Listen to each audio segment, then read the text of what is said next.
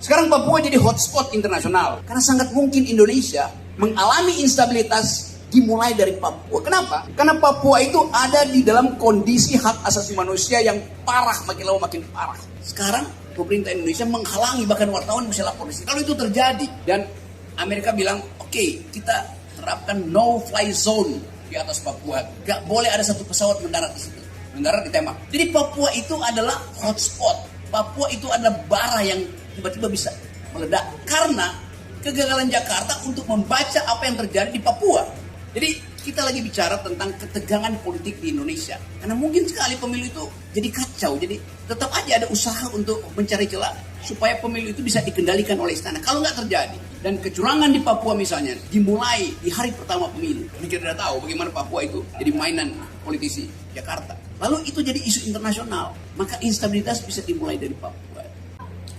Soal Papua, kamu siapa namamu tadi? Esi bertanya, kenapa Pak Rocky tidak pernah bicara tentang hak asasi manusia di Papua? Kenapa Esi tidak pernah melihat video-video saya yang membela hak komunitas, hak orang Papua untuk tidak dirampok alamnya? Saya terangkan dulu untuk membuktikan bahwa saya lebih paham dari Esi tentang Papua.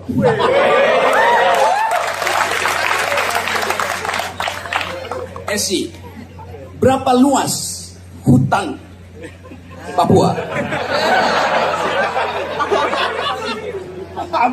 Ampun Pak. Hutan Papua itu luasnya 37 juta hektar. Berapa persen dari 37 juta hektar itu hutan primer?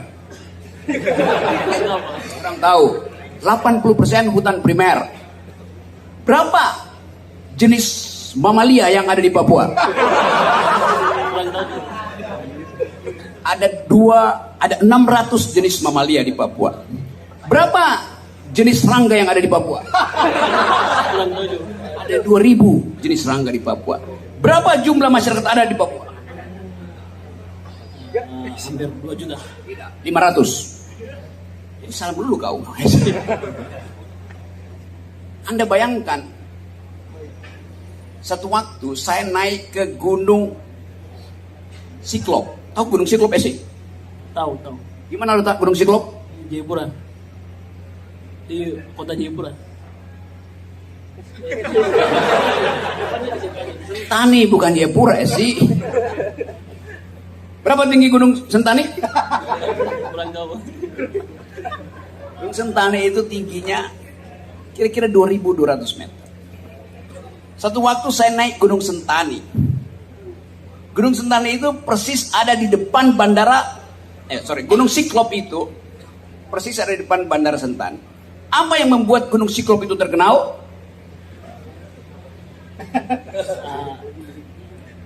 Tidak tahu. Batu yang bisa dibuat cincin. Satu waktu saya naik Gunung Siklop dan saya hitung bahwa saya bisa taklukkan, bisa panjat gunung itu dalam waktu 4 jam maksimal. Karena saya lihat segitu. Saya biasa naik ke Himalaya tuh.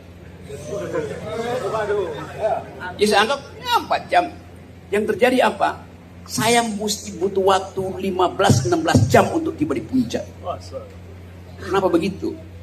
Karena ternyata nggak ada jalan di situ. Mesti merangkak di akar-akar rotan. Jadi kalkulasi epistemik saya gagal karena saya tidak melihat keunikan dari Papua, yaitu hutan yang masih tertutup. 16 jam baru nyampe. Dan nggak ada makanan.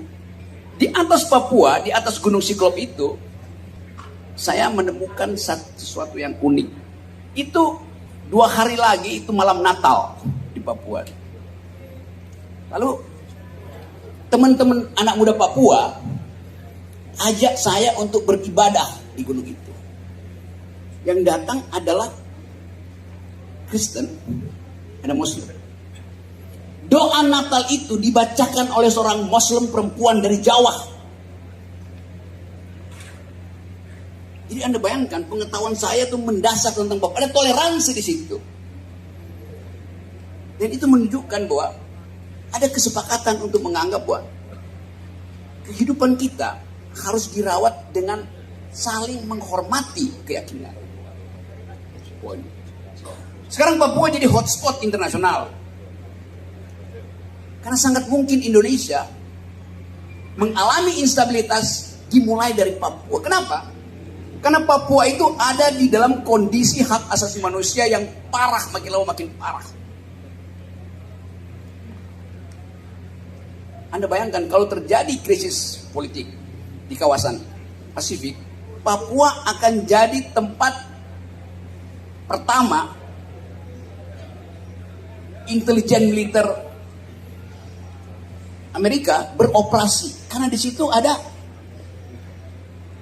tambang emas mereka, ada Freeport.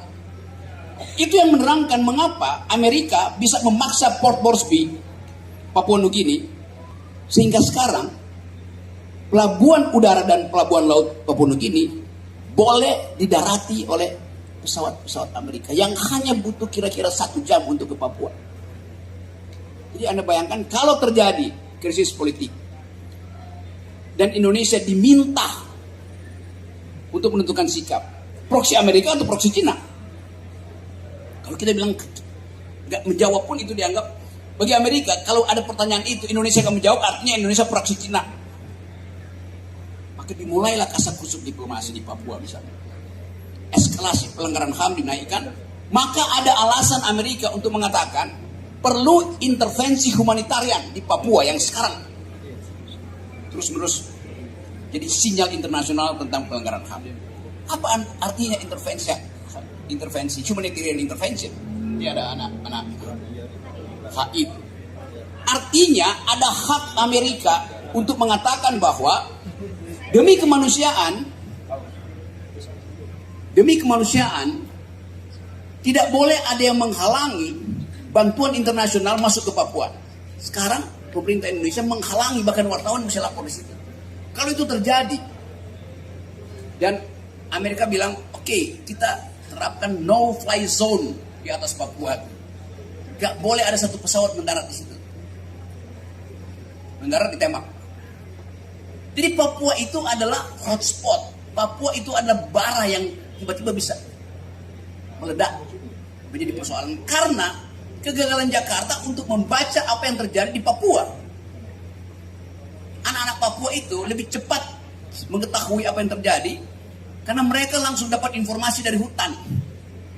Informasi itu dikirim lewat handphone, jadi paper di New York, jadi paper di London. Lalu timbul semacam uraian akademis pelanggaran masif sistematis dari pemerintah Indonesia. Ini permainan diplomasi itu. Jadi kita lagi bicara tentang ketegangan politik di Indonesia. Karena mungkin sekali pemilu itu jadi kacau. Jadi tetap aja ada usaha untuk mencari celah supaya pemilu itu bisa dikendalikan oleh istana. Kalau nggak terjadi. Dan kecurangan di Papua misalnya dimulai di hari pertama pemilu. Karena kita tidak tahu bagaimana Papua itu jadi mainan politisi Jakarta. Lalu itu jadi isu internasional. Maka instabilitas bisa dimulai dari Papua. Nah, maka tadi Esi, menurut kamu pengetahuan saya tentang Papua cukup apa enggak? Sangat cukup. Terima kasih.